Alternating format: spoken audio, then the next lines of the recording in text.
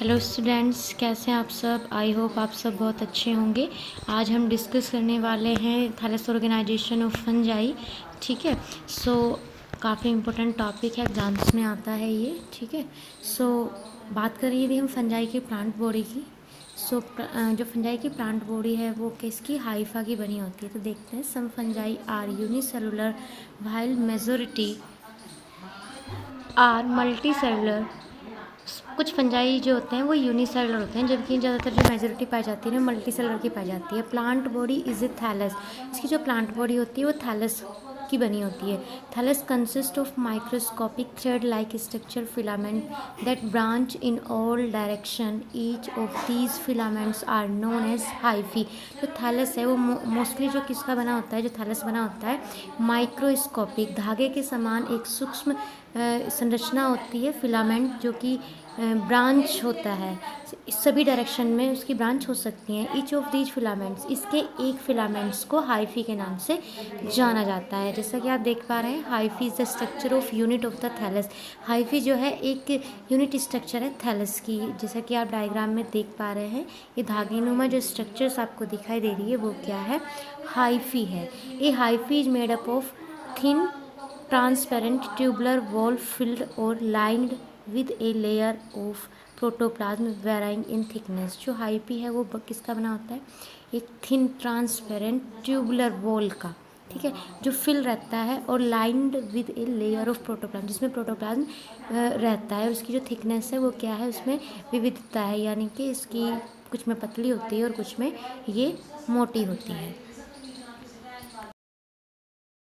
Different types of modification hyphae mycelial with diagram. The type are Plectomycima, Rhizomorph, Sclerotium, Stromata, Pseudosclerotium, Aprosorium, Hustorium.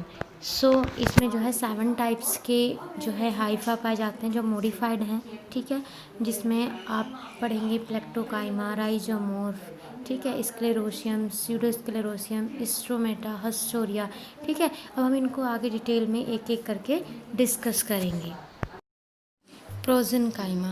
It is rather a loosely woven tissue of hyphae. The hyphae composing it do not lose their identity.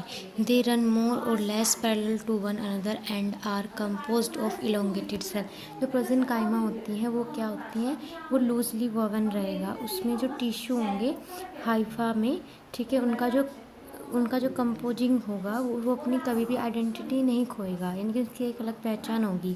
They run मोर और less parallel, वे एक दूसरे के क्या होंगे, parallel होंगे। And are compose of elongated cell, और एक जो सेल्स का फॉर्मेशन करेंगे इलोंगेटेड सेल्स का फॉर्मेशन करेंगे। सो नेक्स्ट हम बात करेंगे स्यूडो पैरेन्काइमा की। Pseudoparenchyma. In the fructification of higher fungi, the hyphae become woven and intertwined into a compact mass. इसमें जो ये फ्रूटिफिकेशन पाया जाता है हायर फंजाई के अंदर पाया जाता है, इसमें जो हाइफी फॉर्मेशन होता है वो इंटरवोवन होता है, कम्पैक्ट मास बनाते हैं, यानी कि इनमें कोई भी क्लियरिटी आइडेंटिफिटी अपनी नहीं होती। सो आप देख सकते हैं डायग्राम में स्यूडोपैरेन्काइमा और प्रोजेनकाइमा। ठीक है, सो आपको स्यूडो पैरेन्काइमा और पैरेन्काइमा इजीली समझ आ गया होगा।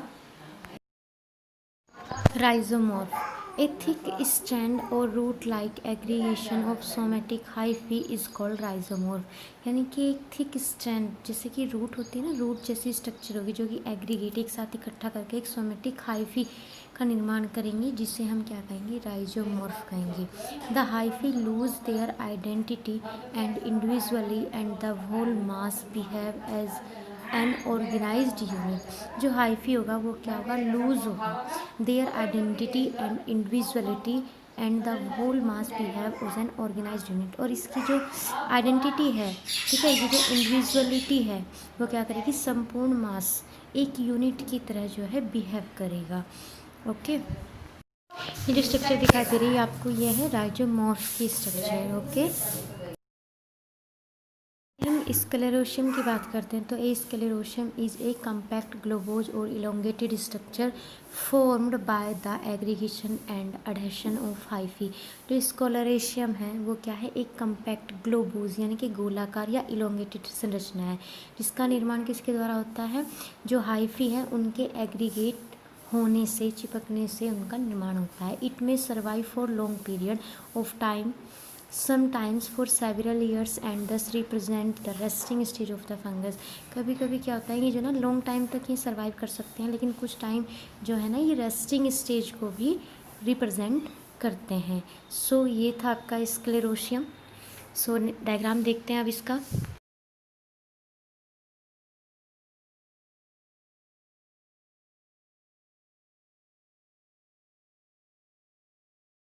यदि हम स्ट्रोमेटा की बात करते हैं तो any fungal tissue that forms reproductive structure are called stromata, यानी कि कोई भी फंगल टिश्यू जो रिप्रोडक्टिव स्ट्रक्चर का निर्माण करता है स्ट्रोमेटा कहलाता है। These are compact somatic structures like mattresses generally sclerotia और germination form stromata in which reproductive structure develop. यानी कि इसमें क्या होगा, ये जो है कम्पैक्ट सोमेटिक स्ट्रक्चर जैसे कि मैट्रेसेस होती है, इस टाइप की होती है। सामान्यतः जो स्क्लेरोशिया होता है वो जर्मिनेट करता है फॉर्म स्ट्रोमेटा के फॉर्म में इन विच रिप्रोडक्टिव स्ट्रक्चर डेवलप, और जिसमें रिप्रोडक्टिव स्ट्रक्चर का क्या होता है, डेवलपमेंट होता है। सो देखते हैं इसके भी डायग्राम को। तो आप देख पा रहे होंगे कि एक मतलब जर्मिनेशन इसमें दिखाया गया है, ठीक है, स्ट्रोमा के द्वारा। इस यही है आपका स्ट्रोमेटा।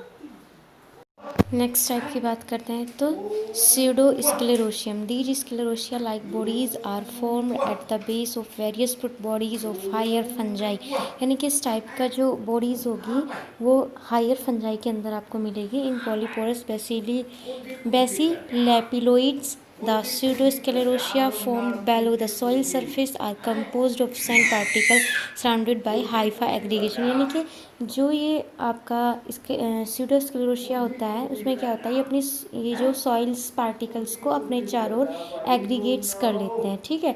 जब इनका आपका निर्माण होता है तो ये सॉइल पार्टिकल्स को अपने अराउंड क्या कर लेते हैं, कंपोज्ड हो जाते हैं, ठीक है। सो ये था आपका स्यूडोस्क्लेरोशियम।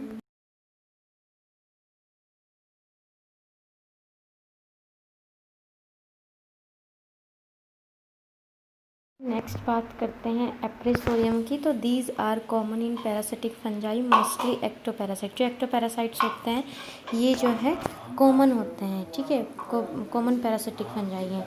N appressorium is that a terminal simple और लोब्ड स्वेलन स्ट्रक्चर। ये क्या है, एक सिंपल स्वेलन स्ट्रक्चर रहती है ऑफ जर्म ट्यूब और इन्फेक्शन आईपी। यानी कि जो इन्फेक्शन होता है, जो आईपी होता है उसका जो टर्मिनल होता है उस पर क्या जाती है, स्वेलिंग आ जाती है।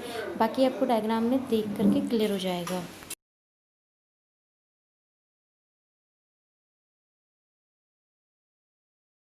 यदि हम बात करते हैं हिस्टोरिया तो these are mostly produce as intracellular absorbing structure of obligate parasite. यानी कि ऑब्लिगेट पैरासाइट की क्या होती है, एब्जॉर्बिंग स्ट्रक्चर्स होती है, ठीक है, जो कैसी होती है, इंट्रासेलुलर होती है, सेल्स के अंदर होती है।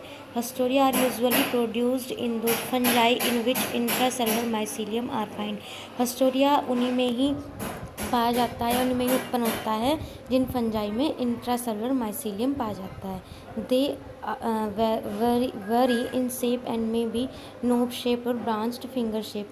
इनकी जो शेप होती है उनमें विविधता पाई जा सकती है, नोब शेप्ड भी हो सकती है, ब्रांच भी हो सकती है और फिंगर शेप्ड भी हो सकती है, यानी कि इनमें विविधता पाई जाती है। देखते हैं इसके डायग्राम के बारे में।